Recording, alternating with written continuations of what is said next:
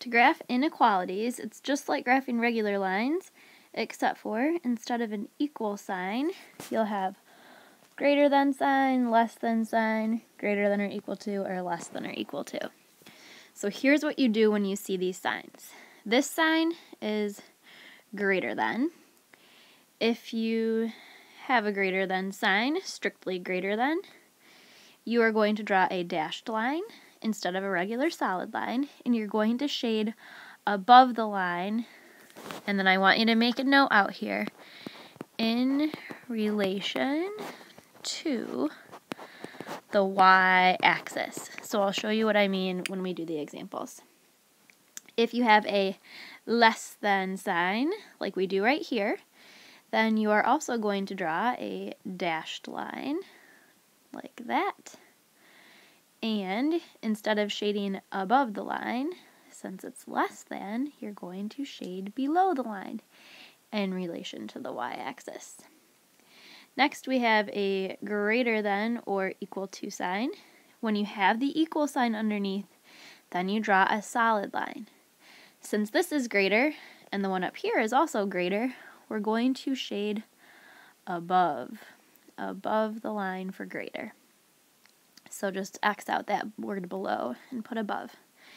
And the last one, we have less than or equal to. So here's the less than or equal to sign. You're also going to draw a solid line that looks like that. And since it's less than, we're going to shade below. So let's try them. I'm going to look at the equation and notice that I have +1 for the y-intercept. So I put a dot up 1. Next I count the slope. The rise is 1, the run is 2, so I count up 1 and over 2, and I can do that again. Now comes time to decide what type of line. Well, now that I have that table filled out, I can just look up at the table, and I notice I have a less than sign. So look at it, tells me I'm drawing a dashed line, and I'm going to shade below the line in relation to the y-axis. So there's my dashed line, make it go all the way across the graph. And what do I mean above and below the line in relation to the y-axis? Well, this part of the y-axis is above the line, but this part of the y-axis is below the line. So everything on this side of the line is our solution. Go ahead and try 1b. Hopefully on 1b you plotted a y-intercept of -2, went up 3 and over 1. Hopefully you drew a solid line because this is a greater than or equal to sign. That's like right there. So we have a solid line, and now we need to shade above. So this part of the y-axis is above the line, and this part of the y-axis is below the line. So we need to shade all the parts that are above our line, just like that. When you look at 1c, you'll notice we just have a plain number. That's the y-intercept. There is no x, it means that our slope is 0, and this is the line that goes horizontally through 2. Am I going to make it a solid line? Yes, because the equal sign was underneath. This is a greater than sign, so that means I need to shade above the line in relation to the y-axis, not below the line, not down here, but above where the blue part is. So that's the solution set. Go ahead and try 1D. You should have something that looks like that for 1D. Horizontal line at y equals -3. It's a dashed line, and you shade below because it's less than.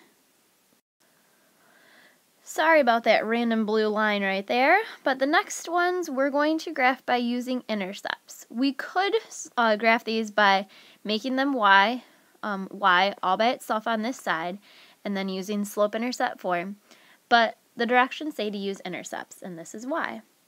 If we plug in 0 for y, 3 times 0 is 0, and we're left with 2x is greater than or equal to 6.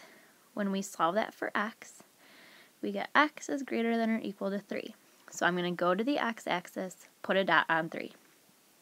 Now I'm going to solve for the y-intercept, which means I'm going to plug in 0 for x, which makes that cancel out, and I have 3y is greater than or equal to 6, divide by 3 on both sides, and we have y is greater than or equal to 2. So I go to the y-axis and put a dot on 2. Now we need to decide if it's a solid or a dashed line. Since I have the equal sign, it's going to be solid. And now we need to decide if we shade above or below. Well, do we use this sign? Do we use that sign? Or do we use this sign? And the winner is, remember when I said you do everything in relation to the y-axis? Once you solve for y, that's the sign you go with. I know they're all the same in this case, but that's not always going to happen. So since our y says greater than or equal to, we're going to shade above the line. Not below the line, nothing down that way, but above the line in relation to the y-axis. So that's the solution. Try 2b. Hopefully you solved for x being greater than 4 and put a dot on 4 on the x-axis. And hopefully you copied the negative sign in front of the 4 and you're in the process of solving this. Remember what happens when you divide by a negative? You have to flip that sign around. So it's going to be y is less than negative 3. So we go down 3 on the y, put our dot, decide if we have a solid or dashed line, and since that's strictly greater than sign there, we're going to have a dashed line. And now we have to decide if we shade above or below. Notice how these signs are different now, because we had to flip this one. This is the one we go by. So, y is less than negative 3. We need to shade everything lower than the line in relation to the y-axis. So nothing up here, but down here. All of that is the solution. Last, we're going to work backwards. We're going to write the equation for the lines we are given. So first, let's figure out the slope and the y-intercept. I'm going to find the y-intercept first, because that's pretty easy. It looks like that's up 3, so that's the b. To find the slope, that's a good point, because the line goes right through the grid marks. But the next good intersection looks like it's right here. See how in those other spots it doesn't exactly go through the grid marks? So let's figure out the rise and the run. Between those two dots, it looks like the run is down 1, 2, 3, 4, 5. Oh, I'm sorry, the rise is down 5, and the run is 1, 2, 3, 4, 4 units right. So down 5, 4 right. So now we have everything we need. Y equals negative 5/4. Don't forget the x next to it. And since the y-intercept was positive 3, we put a plus 3. Now the only thing we need to fix is the fact that that is an equal sign right there. And I typed that there, so we're just going to scribble it out and figure out what kind of a sign we need. First, we could figure out if it's going to be solid or dashed.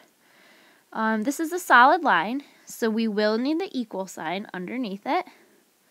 So there's the equal sign.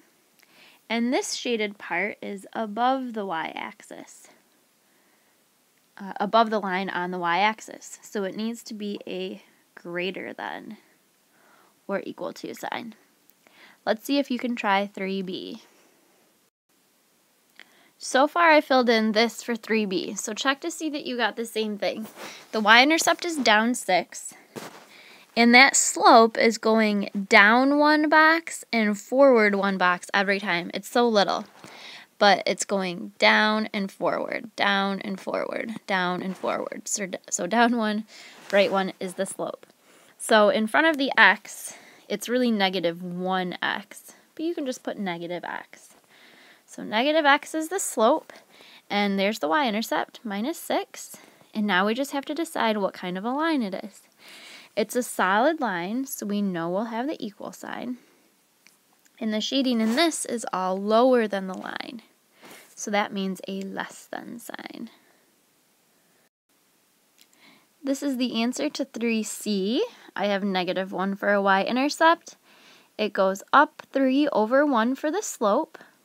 So I just put a 3 in front of the x. It's a dashed line, so no equal sign underneath. And the shading is all lower than the line on the y-axis. So I picked a less than sign.